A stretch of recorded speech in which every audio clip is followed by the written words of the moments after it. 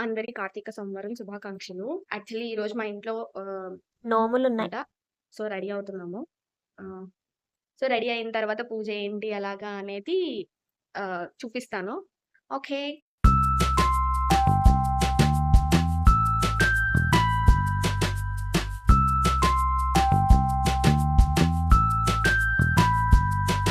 So, పూజకంతా రెడీగా ఉందండి. చూసారు కదా! పూలు, పళ్ళు, కథ పుస్తకం, కొబ్బరికాయలు, మారేడాకులు, మావిడాకులు, తమలపాకులు, రకరకాల పళ్ళు, పసుపు, కుంకుమ, అలా అక్షింతలు పెట్టామనమాట. ఇంకొచ్చేసి నైవేద్యం అనమాట ఇది.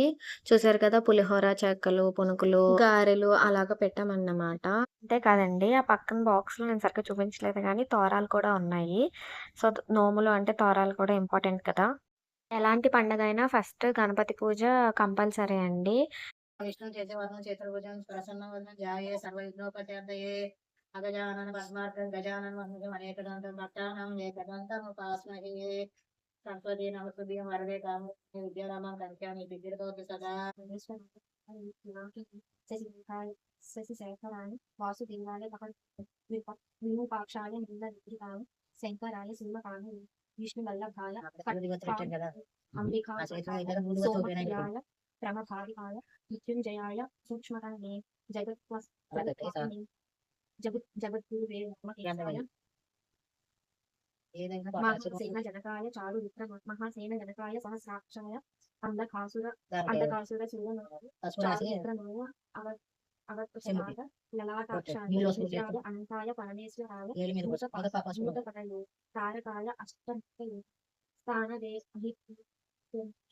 అనేకాత్మ కాలకాలాయ వీరభద్రాయ సాత్వికాయ కృపానిధయే గణనాథయే శుద్ధ విగ్రహాయ భీమాయ ప్రజాపతయే శాశ్వతాయ పరశుహస్తాయ హిరణ్యరేతతే ఖండపరసవే మృగపాణయే మృగాశాయ శాప విమోచనాయ జటాధరాయ గిరీశాయ స్కందాయ భస్మోద్విత విగ్రహాయ గిరిప్రియాయ త్రైమూర్తయే సర్వమయాయ వృషభారుడాయ పురారాతయే అనీసరాయ హరయే శ్రీకంఠాయ సర్వజ్ఞానాయ కుశభారుఢాయ భక్తవత్సలాయ పరమాత్మనే హరయే భవయే సోమ సూర్యాగ్నిలోచనాయ కుశదంతదిగే సర్వయా హరిషే అవ్యద్రాయ త్రిలోచనాయ యజ్ఞమార్యాయ దక్షద్వరాహారాయ శశికంఠాయ సదాశివాయ హరాయ శివప్రియాయ పంచవక్త్రాయ భగనేత్రీ ఉగ్రాయ సోమాయ అవ్యక్తాయ కపద్దినే విశ్వేశ్వరాయ సహస్ర వీరభద్రాయ నమః. ఓం శ్రీ కేదారేశ్వర స్వామియే నమః. నానావిధ పరిమళ పుష్పాన్ని పూజయామి.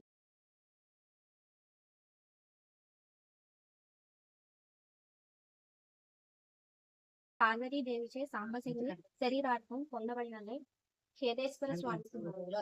ఆ సమయంలోనే బృంగగిరి అనే భక్తుడు ఎంతో ఆనందంతో నృత్యం చేయసాగాడు. ఆ నృత్యానికి అందరూ ఎంతో సంతోషించారు. శంకరుడు అతన్ని మెచ్చుకున్నాడు. ఆయన దయపొందిన ఆ బృంగరికి శివుని చుట్టూ ప్రదక్షిణ చేసి మిగిలిన దేవతలతో కలిసి వెళ్ళిపోయాడు. స్వామి, అతడు నాకు ప్రదక్షిణ చేయకుండా కేవలం నీకు మాత్రమే చేయడంలో ఏదో ప్రత్యేక కారణం ఉంది. అదేంటో చెప్పండి అని అడిగింది పార్వతి.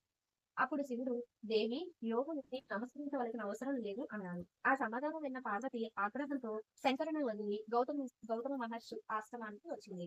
గౌతముడు ఆమెను చూసి, తల్లి, పతిని వదిలి ఇక్కడకు వచ్చావే, ఏదైనా కాదు. పవిత్రమైన మనస్సుతో ఉపవాస దీక్ష ఆచరించి మరునాడు బ్రాహ్మణులకు కడుపు నిండా భోజనం పెట్టాలి. ఈ విధంగా అమావాస్య వరకు చేస్తుండాలి. అలాగే శుభ్రమైన ప్రదేశంలో ధాన్యరాశి పూసి దాని అర్చించాలి. అట్లే 21 బ్రాహ్మణుల పాదాలను కడిగి భక్తితో సేవించి ఆ కేదార దేవుడిని ప్రతిష్ఠించి గంధ పుష్ప కుంకుమాది లేపాలతో తాంబూల వస్త్రముల నుంచి శాస్త్రముగా ధూప దీపాదులతో పూజించి బ్రాహ్మణులకు యథాశక్తి దక్షిణ తాంబూలాలు ఇచ్చినట్లయితే ఆ దేవదేవుడు ప్రత్యక్షమై కోరిన కోరిక ప్రసాదించగలడు.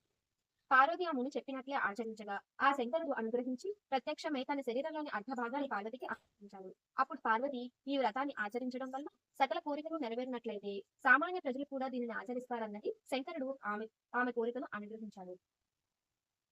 ఈ విషయాన్ని చిత్రాంగదుడనే గంధర్వుడు నందికేశ్వరుని వల్ల తెలుసుకుని భూలోకంలోని ఉజ్జయిని పట్టణానికి వెళ్లి వజ్రదంతుడికి వైశ్యుడొకనికి పుణ్యవతి, భాగ్యవతి అనే ఇద్దరు కుమార్తెలు కలిగారు. వారు యుక్త వయసుకు వచ్చి తండ్రితో ఈ వ్రతం ఆచరిస్తామన్నారు. కానీ తాను అందుకు తగిన సామాగ్రిని ఇవ్వలేనన్నాడు. అప్పుడు ఆ కన్యలు తండ్రి ఆజ్ఞను తీసుకుని పరమేశ్వరుని ప్రార్థించగా ఆయన ప్రత్యక్షమై కావలసిన సామాగ్రి ఇచ్చాడు. వారికి దివ్య రూపాలను ఆరోగ్యాలను ప్రసాదించాడు. ఆ వ్రత మహత్యం కారణంగా ఉజ్జయిని పట్టణ తల్లి శూన్యవతి దగ్గరికి వెళ్లి తల్లికి పట్టిన గతి గురించి చెప్పగా ఆమె ధనం ఇచ్చింది. ఆ ధనం తీసుకొస్తుండగా మార్గం మధ్యలో మాయమైపోయింది. కుర్రవాడు అందుకు ఆశ్చర్యపోగా శివుడు బాలక అనర్సులకు ధనం ఇవ్వకూడదు అన్నాడు. వెంటనే అతడు శూన్యవతి దగ్గరకు వెళ్లి జరిగింది చెప్పగా ఆమె అంతా అర్థం చేసుకుని ఆ పిల్లవాడితో వ్రతాన్ని ఆచరింపజేసి ధనాన్ని ఇచ్చి పంపింది. ఆ ధనాన్ని తీసుకుని వెళుతుండగా ఇంతకు ముందు కోల్పోయిన ధనం కూడా అతడికి లభించింది. తరువాత తల్లిని చేరుకుని ఇద్దరు కలిసి నగరానికి వస్తుండగా రాజే స్వయంగా వచ్చి వాళ్ళని రాజ్యానికి తీసుకువెళ్లాడు. ఈ వ్రత మహత్యాన్ని తెలుసుకున్న రాజు రాణి ఆనాటి నుండి విడవకుండా ఈ వ్రతాన్ని ఆచరిస్తూ సకల వైభవాలను పొందారు. ఈ వ్రతాన్ని విన్నవారు యథాశక్తి చేసిన వారు సకల సుఖాలను పొంది అంత్యంలో శివ సాయుధ్యాన్ని పొందుతారని గౌతమ మహర్షిచే చెప్పబడినని సూతుడు సౌనకాదులకు తెలిపాడు.